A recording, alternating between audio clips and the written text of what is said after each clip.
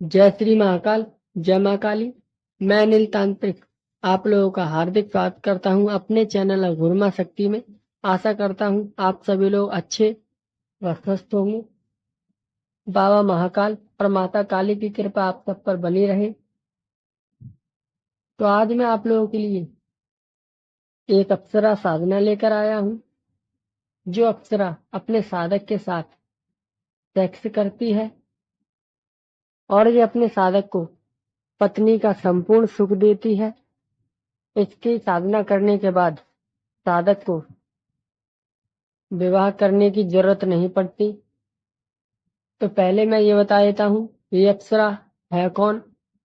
तो ये अप्सरा ऋषि कश्यप और प्रभा की पुत्री है, जिसका नाम घृताची अप्सरा है। और ये इंद्र के कहने से ऋषि मुनियों का तप भंग करती थी, उनके साथ संभोग करती थी और उनकी तपस्या को खंडित करती थी। ठीक है, इसने कई राजाओं के साथ संभोग किया और कई राजाओं को इससे संतान प्राप्ति हुई। इसलिए इसकी साधना सिर्फ पत्नी सुख के लिए की जाती है और ये अपने साधक को संपूर्ण पत्नी का सुख प्राप्त करवाती है, उसके साथ संभोग करती है, सेक्स करती है, एक पत्नी की तरह उसके साथ जीवन व्यतीत करती है। और घृताची अप्सरा देखने में इतनी खूबसूरत थी कि इसे देखकर ऋषि मुनि भी अपना ब्रह्मचर्य तोड़ देते थे। ठीक है, अपनी तपस्या छोड़ देते थे और इस साधक के साथ भोग करने के बाद उसे अपार धन देती है। तो अब ज्यादा बात ना करते हुए मैं आपको साधना बता देता हूँ। यह साधना बहुत ही दुर्लभ और गोपनीय साधना है। यह साधना मात्र साल में एक दिन ही होती है।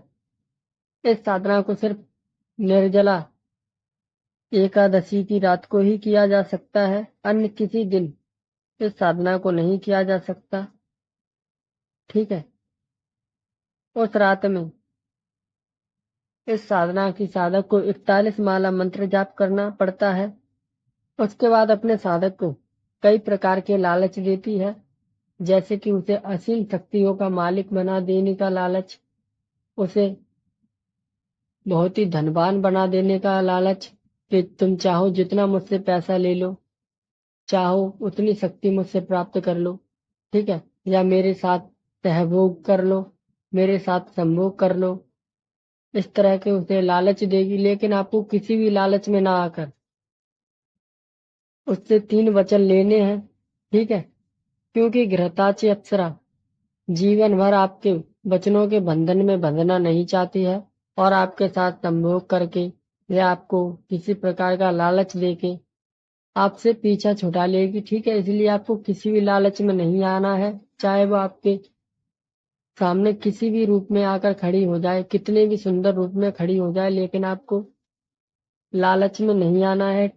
और इस साधना में आपको कम से कम 4 से 5 घंटे लगेंगे और इस साधना की 100% नहीं 1000% गारंटी है, ये साधना सफल होती ही है। ठीक है, और आपको इसकी बातों में बिल्कुल भी नहीं आना है, अपने वचनों पर अड़े रहना है। इससे वचन लेने के बाद ये आपके साथ संभोग भी करेगी, आपको धन भी ला कर देगी और जब आप बुलाओगे तब आएगी।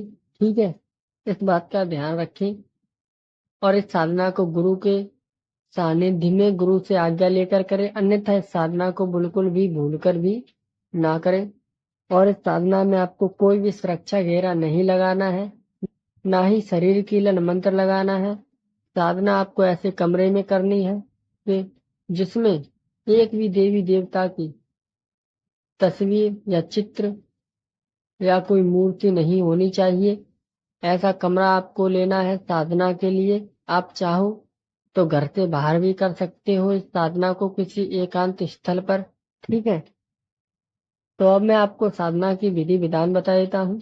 ये साधना आपको केवल निर्जला एकादशी के दिन करनी है, रात्रि के 10 बजे के बाद। आसन आपका इसमें लाल रंग का रहेगा और इसमें आपको 2 आसन चाहिए। एक आसन पर आप खुद बैठेंगे और एक आसन आपको अपने सामने लगाना है। और मंत्र जाप के लिए माला लाल मूंगे की रहेगी। साधना में वस्त्र आपके लाल रंग के रहेंगे। साधना में मुख आपका उत्तर दिशा की ओर रहेगा। एक देसी घी का दीपक। भोग में आपको पीले रंग की मिठाई लेके आनी है, वो भी बढ़िया वाली। और मीठा पानी का शरबत जिसमें आपको केसर गुलाब की पत्तियां डालनी है, जो आपको बनाना है। और जो पीले रंग की मिठाई आप लेकर आएंगे उस पर आपको केसर को घोलकर थोड़ा सा डालना है, ठीक है। और सुगंधित अगरबत्ती इसमें आपको चाहिए, जिस पर गुलाब का इत्र आपको छिड़कना है। तो साधना रात्रि के 10 बजे के बाद शुरू होगी। साधना शुरू करने से पहले आपको अपने कुल देवी देवता, इष्ट देव, पितृदेव का पूजन करके उनका आवाहन करें और उनसे इस साधना की आज्ञा ले, ठीक है। फिर उसके बाद गुरु पूजन, गणेश पूजन, शिव पूजन और इंद्र देव का पूजन करके उनसे इस साधना की आज्ञा ले। उसके बाद एक माला गुरु मंत्र की, एक माला गणेश मंत्र की, एक माला शिव मंत्र की जाप करें। उसके बाद घृताची अप्सरा का मंत्र जाप शुरू करें, ठीक है। और साधना आपको नहा धोकर बिल्कुल पवित्र होकर शुरू करनी है, ये याद रखें। साधना में आप बिल्कुल पवित्र होने चाहिए। और ये इतने सुंदर रूप में आती है कि साधक इसको अगर देख ले तो उसका वीर्यपात हो जाए, यानी कि उसका वीर्य निकल जाए। इतनी सुंदर ये अप्सरा है, ठीक है। ये याद रखें। इससे जब तक वचन न ले ले तब तक अपना ब्रह्मचार्य खंडित न होने दे। सुरक्षा घेरा आपको लगाना नहीं है। साधना में बिल्कुल भी डरना नहीं है। साधना गुरु के सानिध्य में करनी है। तो अब मैं आपको मंत्र बता देता हूँ। मंत्र सुने। ओम ह्रीं श्रीं घृताची अप्सरा प्रत्यक्ष ह्रीं श्रीं आगच्छ गच्छ फट स्वाहा। मंत्र एक और बार बता देता हूँ। ओम ह्रीं श्रीं घृताची अप्सरा प्रत्यक्ष ह्रीं श्रीं आगच्छ गच्छ फट स्वाहा।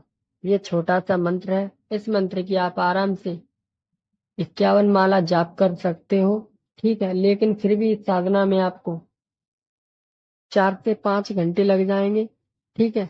तो पहले मंत्र को कंटेस्ट कर ले, तब इस साधना को करें। और मंत्र आपको डिस्क्रिप्शन बॉक्स में भी मिल जाएगा। आशा करता हूँ आप लोग समझ चुके होंगे। अगर कुछ भी जानकारी समझ में नहीं आई हो तो हमारा नंबर आपको हमारे चैनल में मिल जाएगा। और अगर आप हमारे चैनल पे नए हो तो चैनल को सब्सक्राइब जरूर करें।